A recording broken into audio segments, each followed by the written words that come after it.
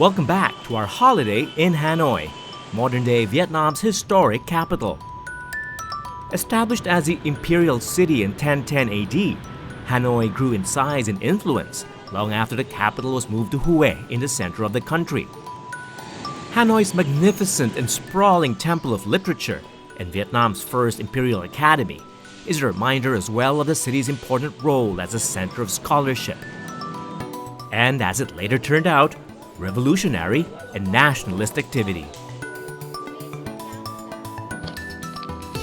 The French colonists who left their architectural mark on the city made Hanoi the capital of Tonkin, where they ruled over French Indochina in the 19th and 20th century. When the French were defeated by Ho Chi Minh's revolutionaries in the 1950s, Hanoi was chosen as the capital of the Communist North Vietnamese government and of the reunified Vietnam after the fall of Saigon in 1975.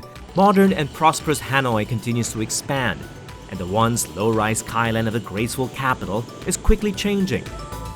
But if you want to catch a glimpse of the city before it's transformed forever, your best bet is at the Old Quarter, where the true heart of ancient Hanoi beats.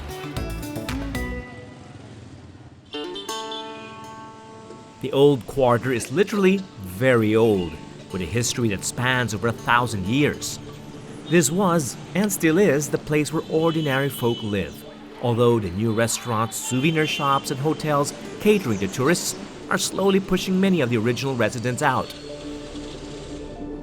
It's possible to explore the district on foot, but a new fleet of electric vehicles allows you to experience the maze of streets and the sights and sounds of the Old Quarter much faster and safer. Locals call this historic commercial district Pho Phong. Apparently, in the 13th century, Hanoi's 36 guilds established themselves in this area, with each naming a street after their craft or trade. Up to this day, streets continue to specialize in a particular category of goods, which are sold in the front of traditional shop houses, or tunnel houses as they're called, an architectural feature that's typical of the Old Quarter. Since taxis were built on the width of one's frontage, merchants built their shop houses narrow up front, but long at the rear. You couldn't tell by just driving along the street. And don't be intimidated by the traffic or the crowds. A few hours of exploring the area is still one of the best ways to see an old and authentic part of Hanoi that refuses to disappear.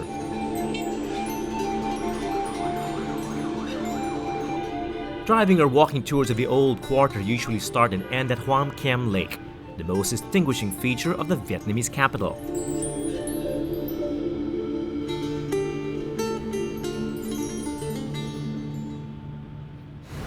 I still remember my first time in Hanoi quite vividly. Back then, which was more than 2 decades ago, you could still take quiet walks around the city at pretty much any time of the day, including rush hour, because back then there was no such thing as rush hour. No one was in a hurry. But times have changed in Hanoi, but it's still good to know that there's some parts of the city that are quite lovely.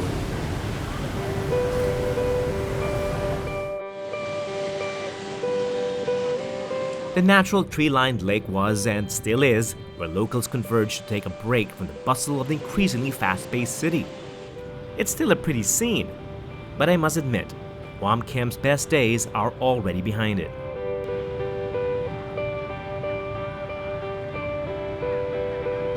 I took these photos about 2 decades ago, a vastly different scene of the lake. Those were simpler times in Hanoi, and you could spend hours here pretty much undisturbed, or cross the streets around it without much trouble. But there's no point lamenting what's changed. After all, the rising standard of living among Vietnamese is something to celebrate. And with more time for leisure, that's a reason why Hoam Kiem is a magnet for local tourists and middle-class Hanoi families. The lake and the Tortoise Pagoda is associated with a 15th century legend that resonates with the nationalistic Vietnamese. Hoam Kiem, or Lake of the Restored Sword, was named after a magic sword revealed to the emperor by a mythical tortoise. The sword was used to drive invading Chinese forces out of Vietnam.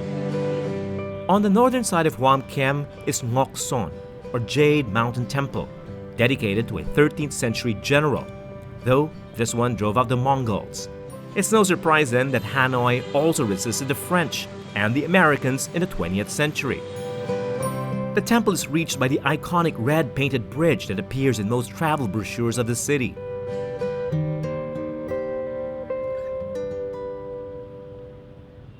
I see that they've added artificial colored lights to the bridge and to the temple, no doubt to please the growing number of tourists here. But to fully enjoy Hanoi, you have to stop thinking about what the city looked like in the past and learn how to embrace the present, the modern, just like the locals do.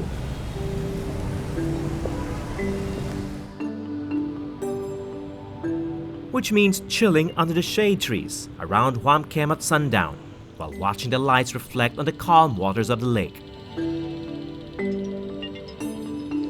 If it seems like Hwam Kem is Hanoi's living room, that's because locals prefer to spend more time outdoors than inside their homes. It's not unusual to see them strolling around the old quarter at night or enjoying their dinner on the streets.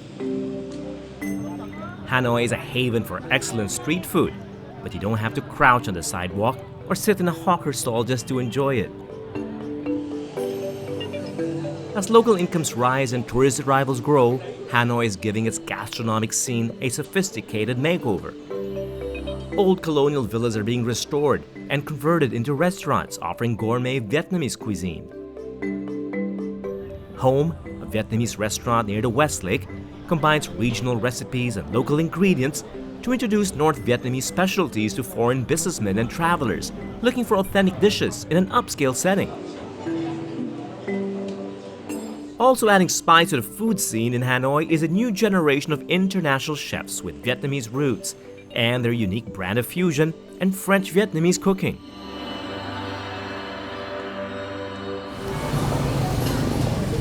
I don't have to keep on reminding you that the French were overthrown by the Vietnamese, but some things about the French are harder to get rid of, like French cuisine. And here in Hanoi, you'll find some of the best French restaurants in the entire country. So, let's try some French food.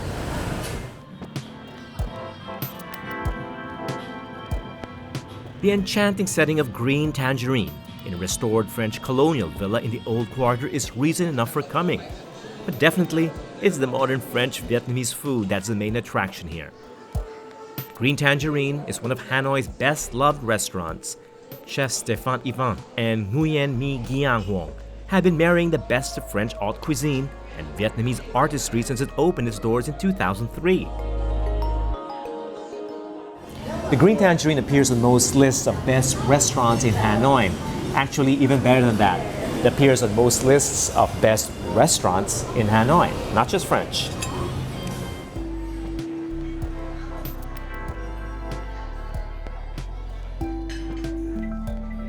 There's a wide selection that changes with each season, and I start with the duck carpaccio.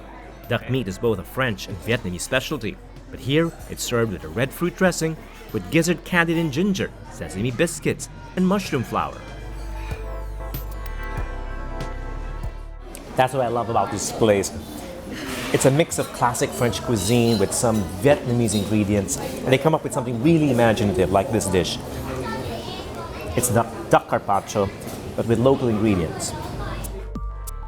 Like duck, pigeon is another dish the French and Vietnamese both like to have. The French, of course, add much more flair. I've been craving for this ever since France. It's a classic French dish. It's roast pigeon, but it's done differently here at the Green Tangerine. It's using Vietnamese flavors and Vietnamese ingredients and spices. This one is cooked with coffee. That's right, world famous Vietnamese coffee. The pigeon is served with mashed eggplants rolled in spinach leaves and broccoli pellets, all sourced locally.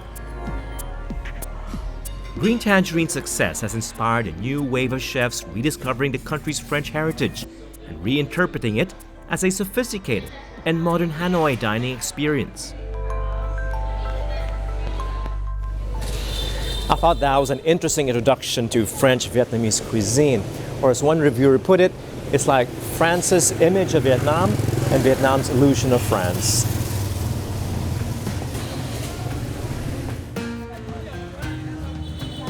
Because the Old Quarter never seems to sleep, it's a great area to explore even after dinner. It's amazing how despite the incursion of tourists here, the place has never lost its local neighborhood feel. So do as the locals do and have a cup of coffee in a way that only someone from Hanoi would.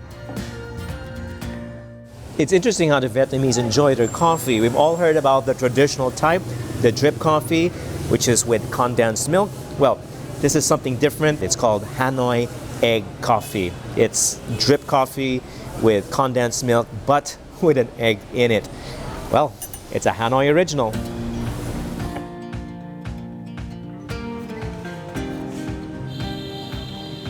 It's like a cappuccino, but with egg. But you taste the egg. Whether foreigners like it or not, most Vietnamese don't really care much. Because of their strong sense of national pride, it's a tourist who must adjust, and not vice versa. Indeed, the Vietnamese identity remains so well defined despite economic progress and modernity, or so it seems. Because the times are a-changing.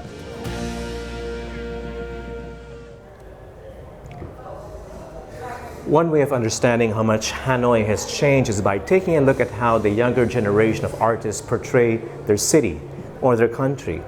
Gone are the days of simplistic, revolutionary propaganda art or idyllic scenes at the countryside. Instead, what you see is something more complex, more confused, more modern, and definitely more real and honest. One of my last stops in Hanoi is at the Manzi Art Gallery in a restored villa close to the West Lake. Manzi is an art space, cafe, and bar where young intellectuals, hipsters, and artists converge and collaborate. The vibe here is more hip than subversive. Most of the artworks portray that millennial penchant for irony rather than in-your-face politics. Dissent, after all, is still tightly controlled by the Communist Party. But the creative energy in Hanoi, even if managed by the authorities, is finding an outlet in more than just art and poetry. It's expressed most in the entrepreneurial spirit that envelops the city. Indeed, it's hard to believe that just over 40 years ago, Hanoi was an isolated and war-ravaged city, the site of the worst aerial bombing since World War II. Today, Vietnam is the world's fastest growing economy, and Hanoi, its capital, one of Southeast Asia's most dynamic cities and promising travel destinations. Join us again next time as we conclude our journey in northern Vietnam with a cruise on the world-famous heritage site and natural wonder, Ha Long Bay. Until then, I'm David Celdran. Thanks for watching.